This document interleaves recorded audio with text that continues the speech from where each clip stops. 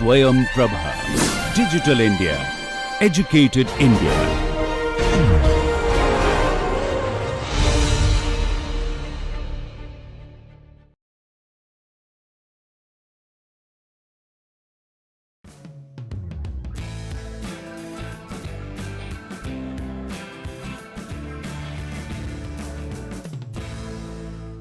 Good morning everybody.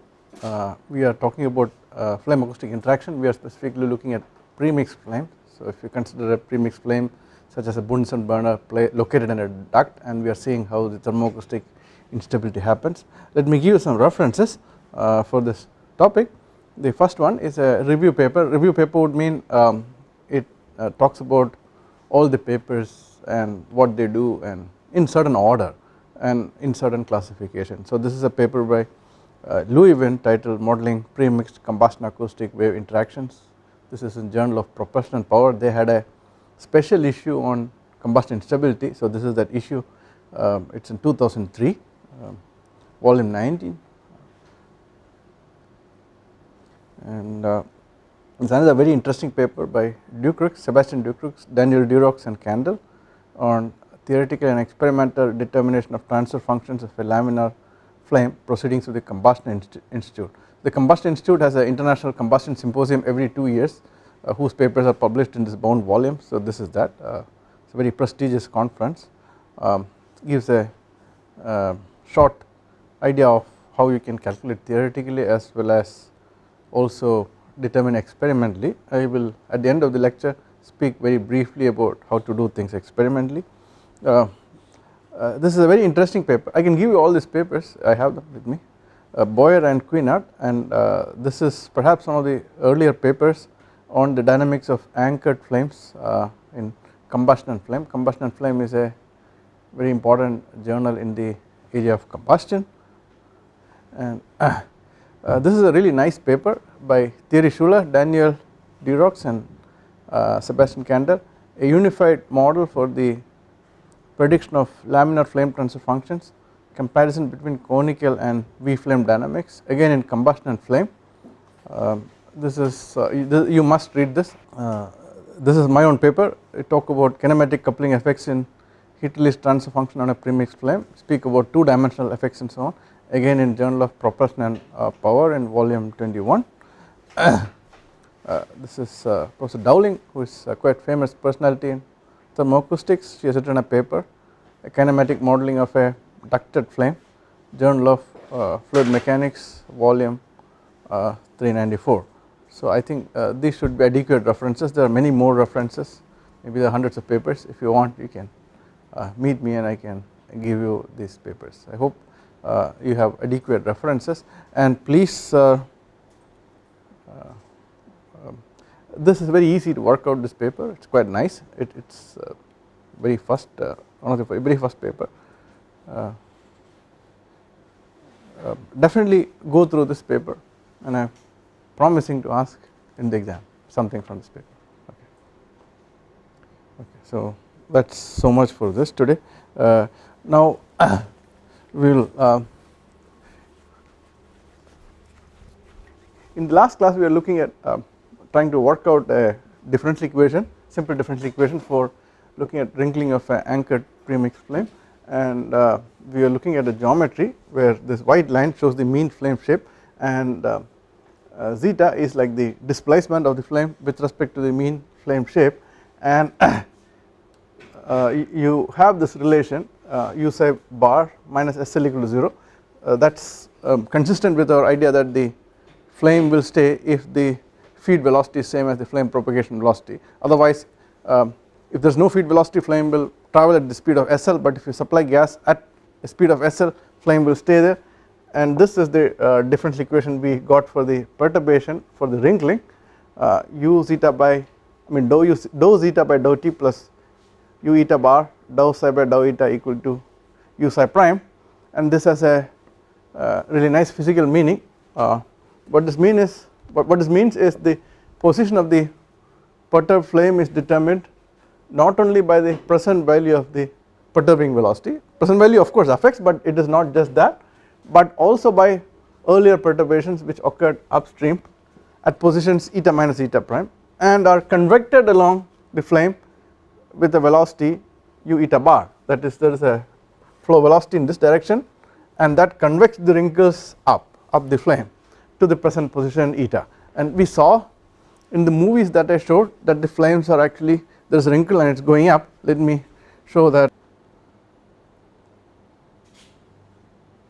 So you see the wrinkles that are formed here, they are actually moving up along the flame, so they are actually convected, they are going by convection. Okay, so our different equation is saying it, its solution is saying it.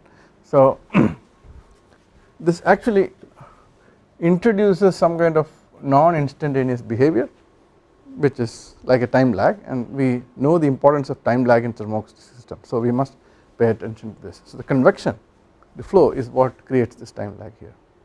Okay, so the having looked at things in time domain, we will now also try to do things in harmonic domain, which often harmonic domain things are simpler, although we here we got exact solution and so on with characteristics, so we can solve it, but in harmonic domain things are much simpler and you can get simple solution which will also tell you a lot of things. So let us do that.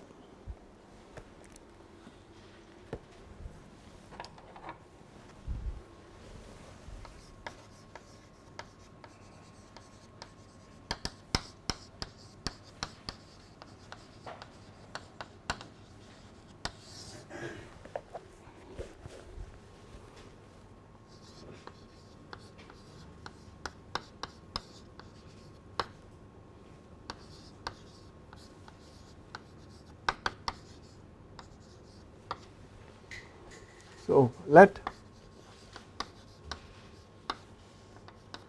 u psi prime equal to u psi hat e power I omega t.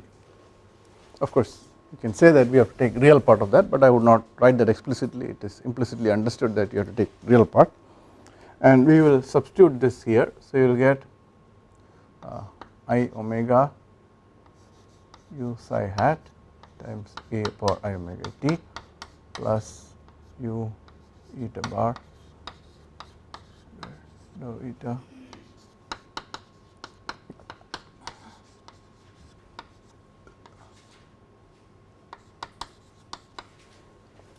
so this could be, this velocity fluctuations could be imposed by acoustic field. Okay, so if we can cancel these things out, and so we will, yeah, sorry, I put a hat here because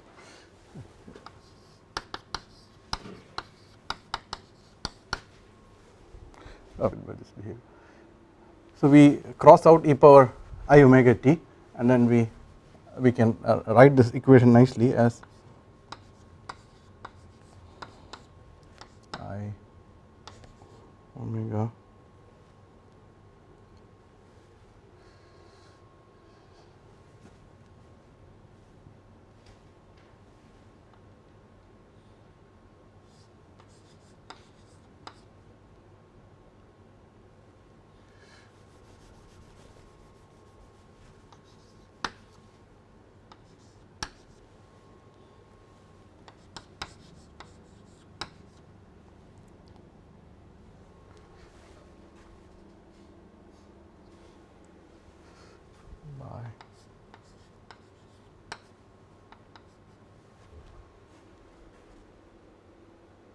this is our equation.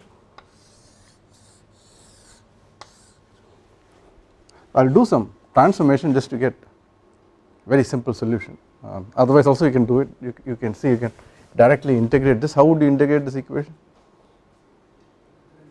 Huh? Derek, how would you integrate this equation? In closed form actually. Yeah, how will you do it? Yeah, it is a OD. Directly write a solution. You don't have to do any recursive. Yeah, right, absolutely, integration factor, so you can write it down. Thank you. But I will just try to do some massaging to get shorter solution, same procedure. But before that I want to say that we can notice this term omega over u eta bar. What kind of non-dimensional number is that? Like we study in fluid mechanics a lot of Reynolds number or combustion, a lot of non-dimensional numbers in fluid mechanics and combustion. We are studying such as Reynolds number, Pecklin number, Damkohler number, blah blah blah. So this is also some such number, omega over u bar. What is it? We will see. Okay.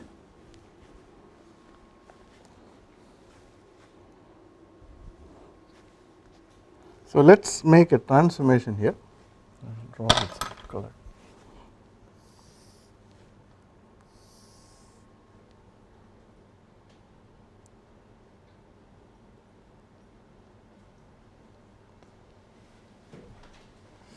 Let's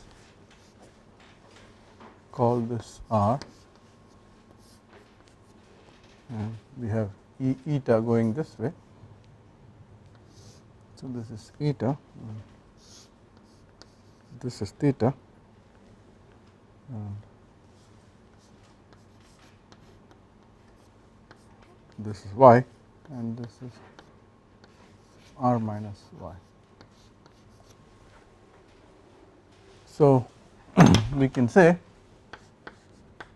r minus y over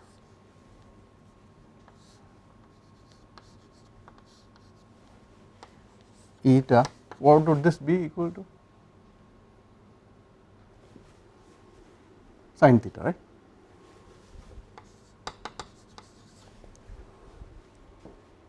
Or r minus y equal to eta sin theta.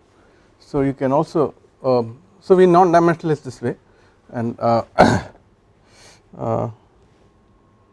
you can get dy by d eta equal to minus sin theta. So if you substitute these things, you will get d psi hat over d eta plus I omega over u eta bar psi hat equal to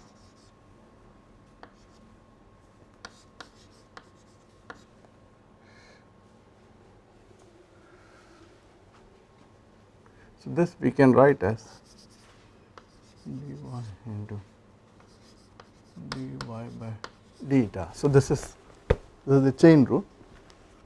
Okay, so so this we can say sin theta, and we can do one more transformation y bar equal to r minus y, just to make things look good, just to get rid of the minus sign. So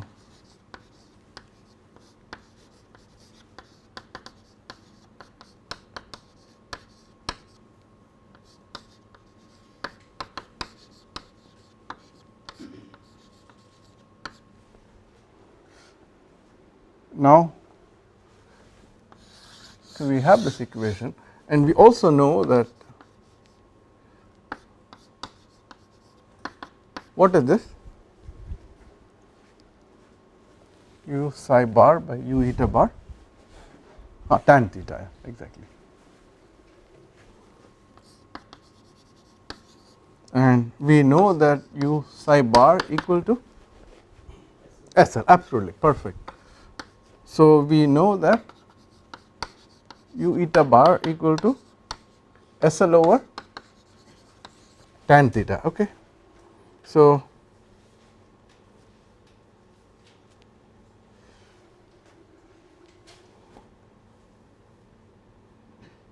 now we can try to put this and non-dimensionalize.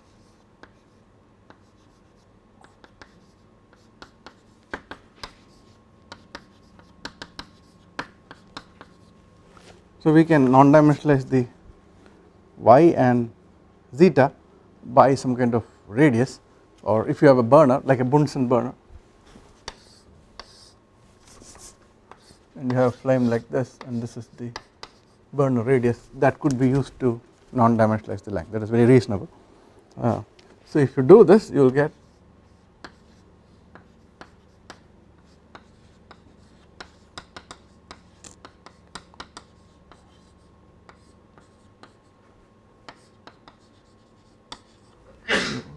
this here.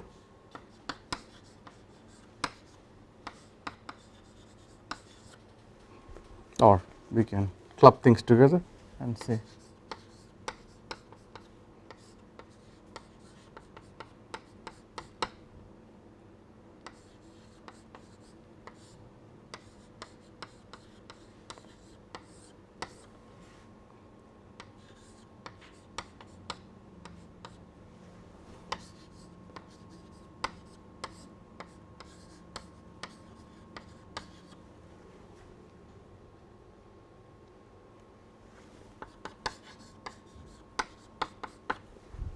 I just get rid of the sin theta, so I can get this equation.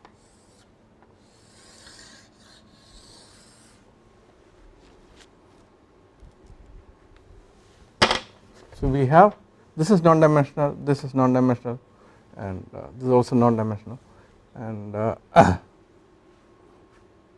you have another factor here, omega r over SL cos theta. What is this?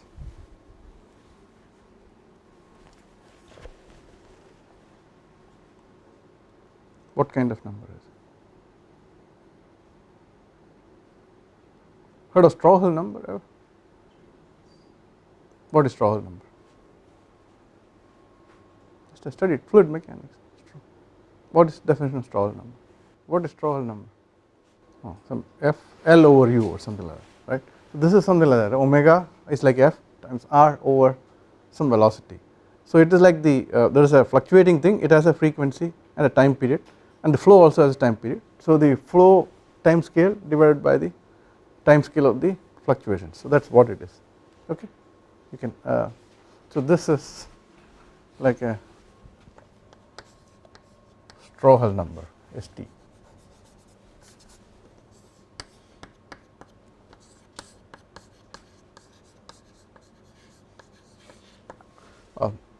In some papers this term is called omega star. It is like a non-dimensional frequency. Strouhal number is like a non-dimensional frequency. You non-dimensionalize the frequency with another frequency which is characteristic of the flow. Okay, it's clear. So is this clear till how we got here? Now we can get the solution, right, with integrating factors.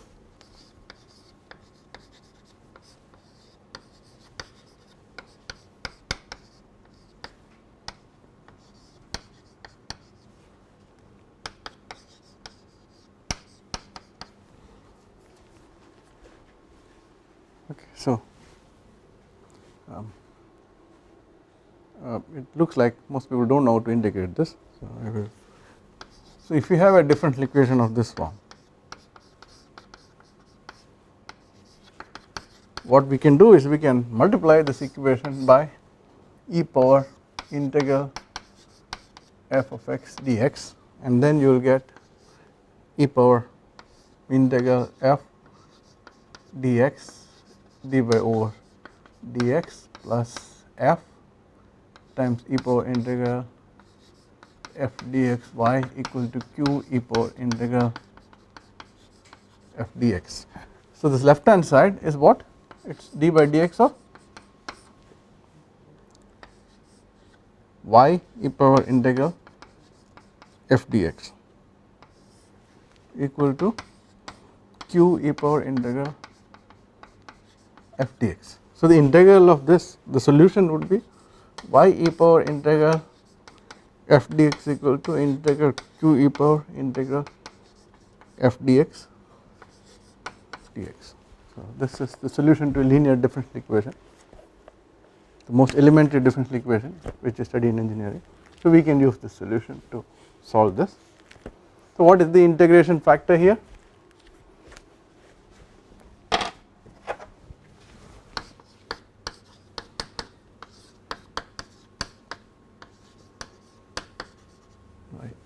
Must say that I forgot those bars, so I have a bar here as well as here. Okay. So what is this?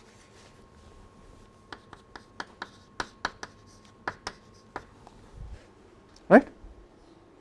So the answer is trivially simple.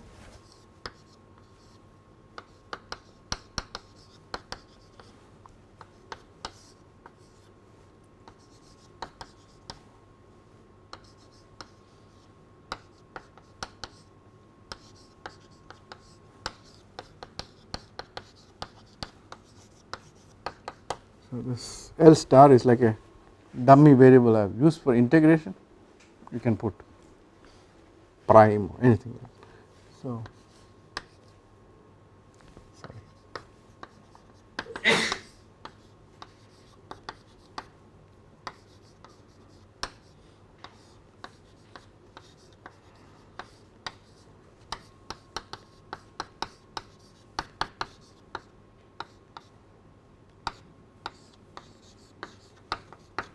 So this is the closed form solution.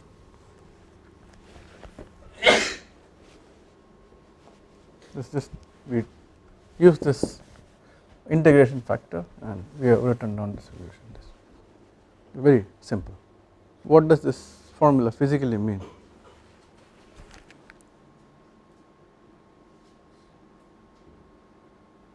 So this is really a correlation between u psi star that varies over acoustic wavelength and e power ist L star which varies over convective wavelength. So this correlation between two quantities, one varies over acoustic length scale, one varies over convective length scale, and that is what it is. So now we know how to get the flame shape, right? I mean we know how to calculate this perturbation at each location, that is what it is. This is the formula for that, is that right? Okay. So now how do you proceed to calculate the heat release rate given this? We know in principle the flame shape, not in principle, in practice you can, if you know these quantities, as long as you know this omega r over s l cos theta, you can get this you can solve. You find the area. How do you find the area? So it depends on the flame, whether it is a flat flame or a circular flame. So if it is a cone, you have to use the cone formula. So if it is a 2D flame, we just have to just add up. Okay. So you find the area fluctuation. From there, how do you do? Okay. So we find area fluctuation.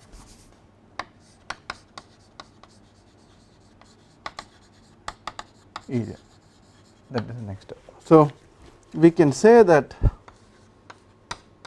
q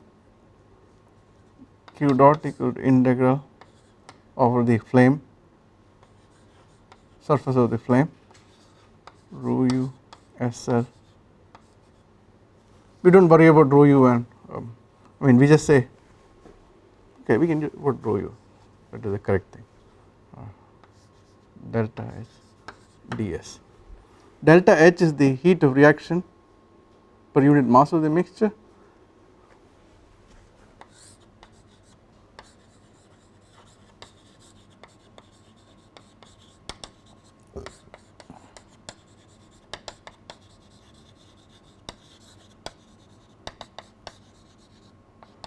you say mixture, it means fuel air mixture.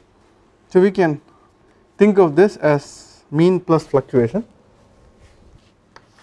So we can say q bar, q dot bar plus q dot prime equal to integral S flame rho u SL delta S ES bar plus S bar flame rho u SL S prime. So q prime by q bar is like S prime by S bar. So we find the S prime as Vishnu pointed out, and then we have this q prime.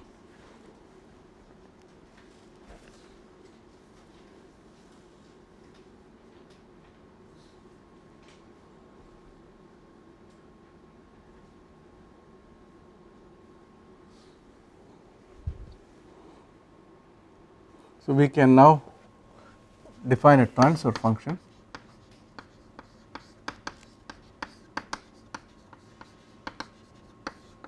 V which is equal to q prime by q bar divided by u hat reference divided by q bar, where u hat reference is a reference velocity.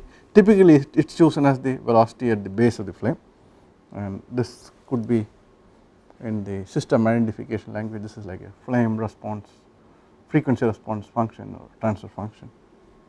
So you can use this formula to reproduce the results in Schuler et al. 2003, which I told you at the beginning of the lecture, and I will sketch how the transfer functions look like, and you can calculate it.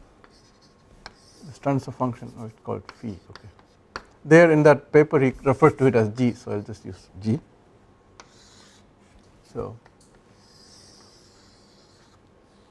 it will look like a value going from 1 down to 0, and this would be this Strohal number. So typically it look like 10 power minus 1, 10 power 0, 10 power 1, 10 power 2, 10 power 3. So the flame responds very well to low frequency oscillations, but then cuts off the high frequencies, and the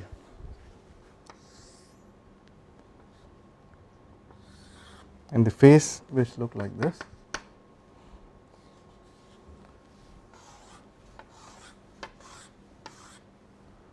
So the same axis, 10 power minus 1, 10 power 0, 10 power 2, 10 power 3. So it would look something like this. So is it compulsory that the flame should behave the same way at low frequencies and high frequencies? Maybe the mechanism of It doesn't behave, right? I mean, low frequencies it is responding very well, high frequencies it is not. Is the mechanism itself different? Of wrinkling? Yeah, like maybe you can have hydrodynamics vortices. Yeah, it's a very good point. So Schuler has worked this out. So you can see this is the same kind of configuration, whatever we, and this is the solution that we derived in time domain. He has just used different variables, and he has found a solution to the equation for this particular problem. Yes, Schuler has solved for a V flame and a cone flame, both flames, and then he has calculated the transfer function, and this is the result that I have showed. But then he also says what happens if velocity is not a constant, that there is hydrodynamics and vortex shading and so on. So he works out for a case where here we assumed a constant velocity, but you can have velocity like cos omega t minus ky. I mean, instead of having a constant value times e power I omega t, or which is like some constant times cos omega t or sin omega t, that is what we are used. Instead you say some constant times cos omega t minus ky or something like that. So it is varying, okay. And then he has showed that there are some differences for a V flame, but there is dramatic difference for a, sorry, that was for a cone flame, and you would see here this is the uniform model for a V flame, and this is for the V flame with this celerity or the phase difference, and you see that the gain actually starts at 1 and goes higher than 1. In all the other cases it did not go higher than 1. So there is significant difference, but this is like a some kind of model put in by hand, the phase. In reality you will have to solve in a coupled manner and solve, you have had a hydrodynamic solver which will actually solve for the velocity, and then that would go as input to this. I do not have the differential equation here, but that u psi will not be a constant anymore, and then you will have to solve for that, and it will surely change. For example, this is the simplest case, this is a model, not a calculation. In the model itself you can see there is tremendous difference. So yes, surely it will make a lot of difference. Because it's not affecting V flame that much, and you say that like flame acts as a boundary kind of thing. No, this one affected the V flame quite a bit. Conical flame it's not affecting, so the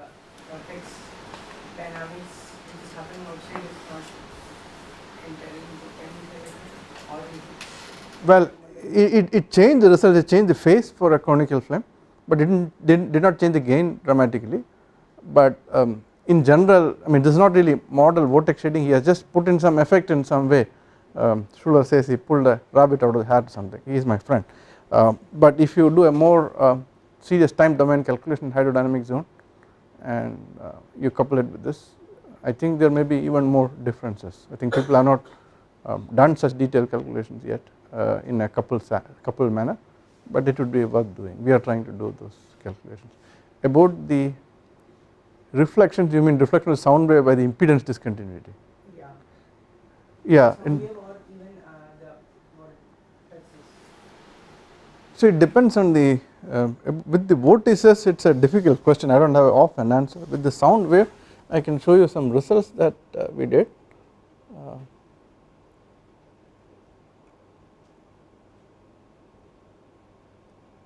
I mean, I had the same question sometime back.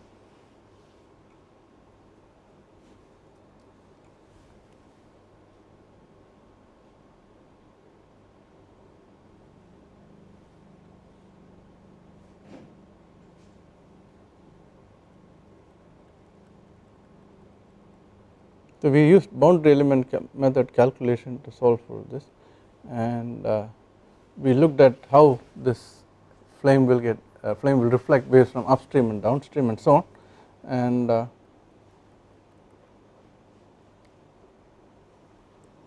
course the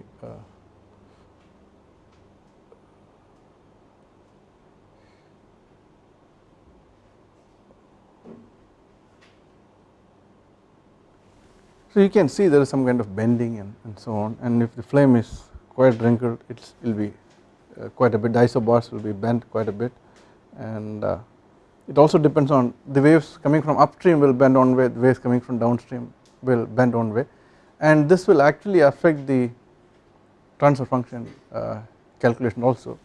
It is there in that other paper that I cited.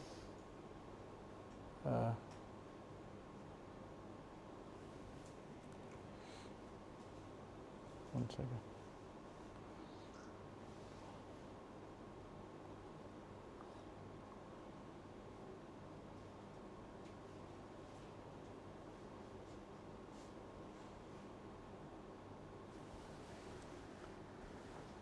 This is the paper, and this you can read this.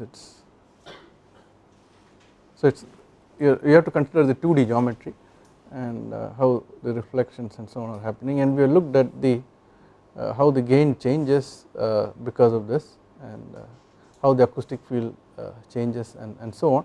So in fact this plot is instructive.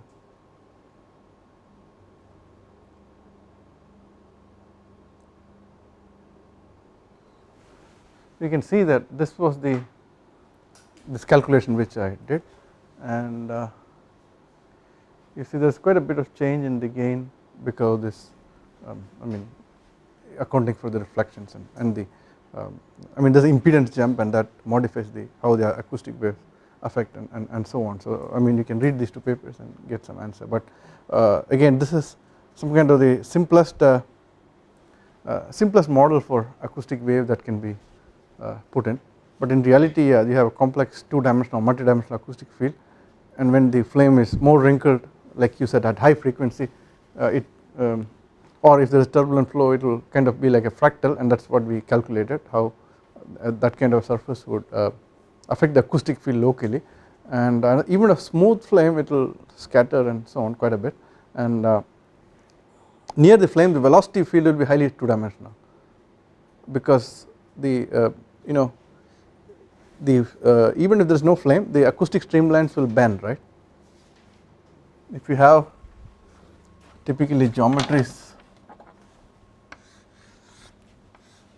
of this form, the acoustic streamlines will actually won't separate, it will just go like potential flow lines. So the velocity field will be highly 2-dimensional, but pressure will be quite 1-dimensional.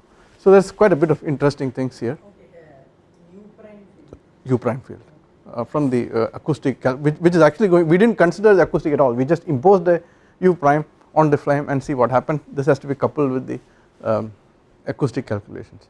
So I mean I have looked at this very elementary aspect of the question you asked, but I think we are planning to look at it quite a bit more seriously also, but it is a deep question what you are asking. Any other question? Okay, so the next a few questions I want to answer before stopping.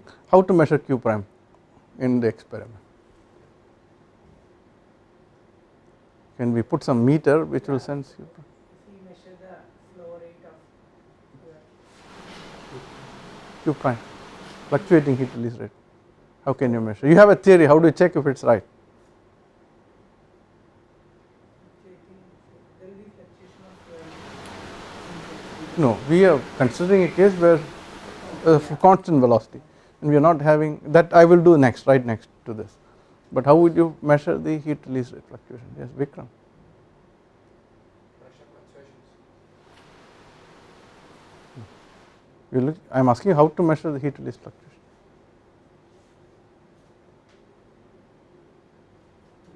Absolutely, chemiluminescence. That is what is a marker, and if it is a fully premixed flame with no entrainment, CH and OH chemiluminescence are very good indicators of the reaction rate. So you can measure OH or CH chemiluminescence, and that will be a direct indication of the heat release. So that would be, how do you measure it actually? Yeah, so you can use a photo detector, photo multiplier tube, or we can use a high speed camera and measure this, and we should be able to, our camera should be fast enough to respond to this. Now you have to actually if you were to so you can, people measure this and compare it with the experiments, compare it with the calculations. That is what is there in the references which I have given to you. Now you can couple this q prime which you obtain from these calculations. So you obtain a prime and then you can get q prime, and then how do you couple it with the acoustic field?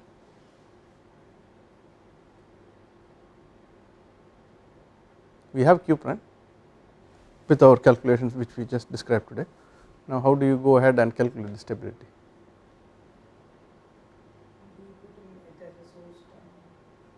Where?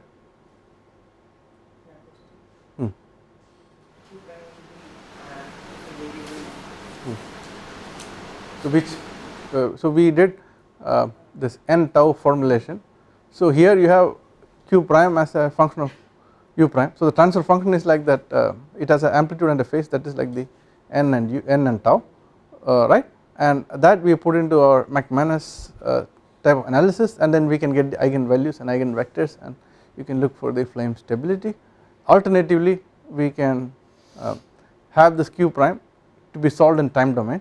We had a time domain solution also, right, or we can use some other time domain like a solution, and then couple them together and march in time step by step, the acoustic field and the flame.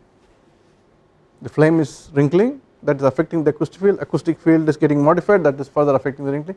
You can do step by step marching of a fully tightly coupled system. That is one way. Other way is to put the transfer function in the n tau model. This, what we got is some n tau representation. So in our model we completely neglected certain serious issues, which was the criticism yesterday from Vishnu. One was SL changes. How can SL change?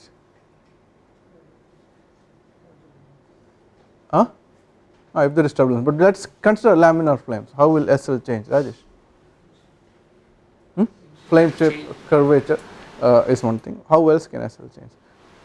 So suppose there are equivalence ratio fluctuations, what happens? Reaction rate will change, so SL will change, and this delta H will also start fluctuating, right, I mean because equivalence ratio fluctuating, so heat release per unit mass of the mixture will change. So those things we did not consider, but if you were to look at we have set up a problem or experiment such that there are no equivalence ratio fluctuations, but it is possible to have equivalence ratio fluctuations, and then you have to take those things into account. Is that clear? Now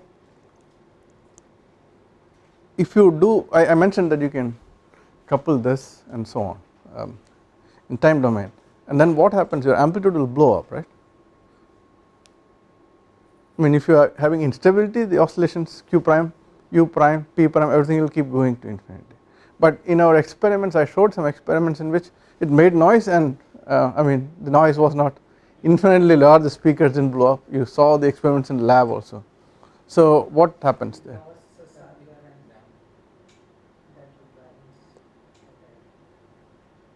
What happens in the flame?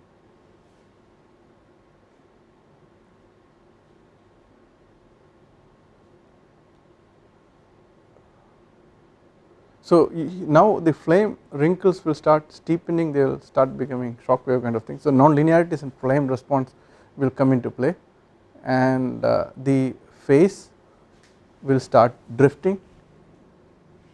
So the linears, whatever we derived is linear, so we have to do a non-linear solution to this equation, which is not trivial. You have to use some more complicated CFD schemes, which can kind of schemes which can capture shocks, like we know weighted essential non-oscillatory schemes. Those have to be used to do this problem. It's a difficult problem to solve with CFD, but people have done that, and that's what you would have to solve. Yeah.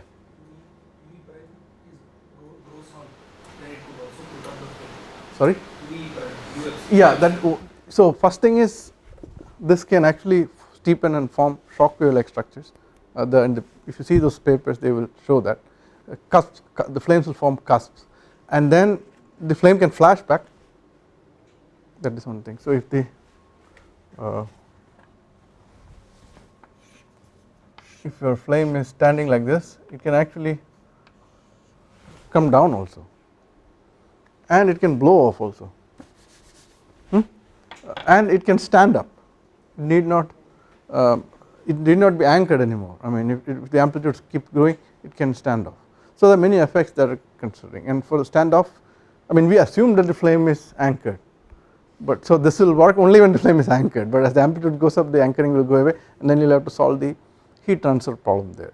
And flame can, if you are near the lean limit or something, there can be lean blowout, or the flame can flash back, can lift off, it can do periodic lift off. There are a lot of complications that we can do. So it's a very, even in the case of laminar flame, this is a very exciting subject, and a turbulent jet flame would be even more exciting, and I think people are studying it.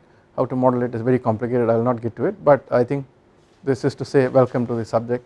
So in the first part, if you go back a few classes or a few weeks, we didn't worry too much about how the n and tau came. We just said there is a n and tau and put it in there, or Maria Haeckel said there is a correlation to put in there into the acoustic field, and we learned how to solve for the acoustics in both in the time domain and in the frequency domain. First we did frequency domain, then we did time domain, but really we have to find n and tau. Nobody will give you n and tau, and that depends on the specific problem at hand.